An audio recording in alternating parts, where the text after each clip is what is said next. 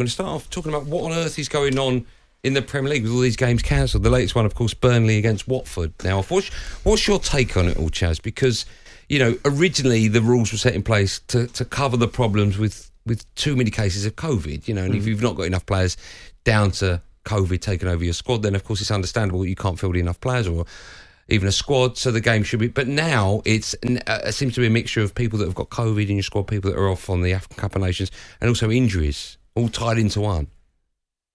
They've all got 25-man squads. And then there's got to be a fine line. Don't get me wrong, injuries happen. They happen all the way through the year.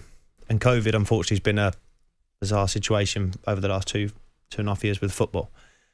But there's got to be a line, surely, where clubs will have to tell the people that are above who's actually got COVID and the ones that are injured, I guess, because that's where we're going. When do we actually stop? It wouldn't surprise me come January, like I said to you off air, come the end of January, they say, right, that's it. No more postponements, no more.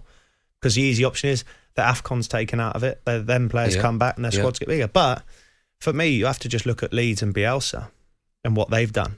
I think Joe said to me before that they've given 8 players, 8 teenagers a debut, Yeah, and then they had a 15-year-old on the bench the other day. What do you make then of what's going on with Arsenal? Because they're loaning players out. That I think that just makes a full laughing stock of it all.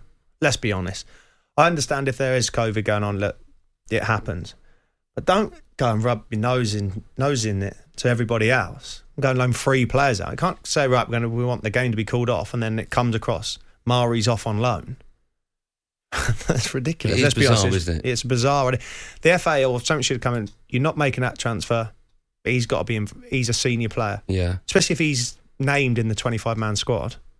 I can't work out which is going to be better for the teams if they have a fixture pile up at the end of the season with a full squad, which is a risk because they might not have players. Yeah, but I don't want to hear that. Then they go, oh my God, we got loads of games coming up, like they do, like in the Premier League. They do, so many games in 3 or 4 days. But in the EFL, it happens, don't it? 46 games Saturday, Tuesday for a lot. Ask, do you get any postponements in the Championship? You don't, do you? I mean, there's been a few, of course there is, but not to the limit that we've had. What's going on? It seems to be. When have we? I'd like to know when we've actually had a full Premier League fixture list. And there were no postponements in the FA Cup, which I thought was quite ironic because a lot of managers, certainly the big hitters, are prepared and happy to play the younger kids anyway in those fixtures. So where do we? Like I say, where do we actually go from here? When does it actually stop? When do they say, right, this is it? This, as of coming this weekend, there is no more postponements. You have to field a team. Whether you have 14, 15 players, you have to field it. And that is as simple as that. What about the fans? Because there'll be fans, Watford fans, that would either have taken the day off work today or they would have paid out money for their train fare or whatever, even their ticket. Of course, what happens to them? I don't know. Which is quite poor, really. Because nothing's ever done 3 days in advance, is it? It's always like 24 hours. So again, the fans are the ones that don't get the benefits of the game, don't get the benefits of this. Do they get a refund from their tickets? Do they get refunds from the train? They're not going to get a refund from the train, are they? Do you think if they got the train? Do you think the club should maybe offer their money? I think so. For the travel? Yeah, because you look at the loyalty that they've put in. Watford are going to Burnley on a Tuesday night, going to support their team. And then for unforeseen reasons, obviously it's circumstances taken out of the fans' hands as well as Watford, the game's been cancelled. So you'd like to think the club, let's use Watford for example now because it's happening to them, they should show loyalty to their fans that are going.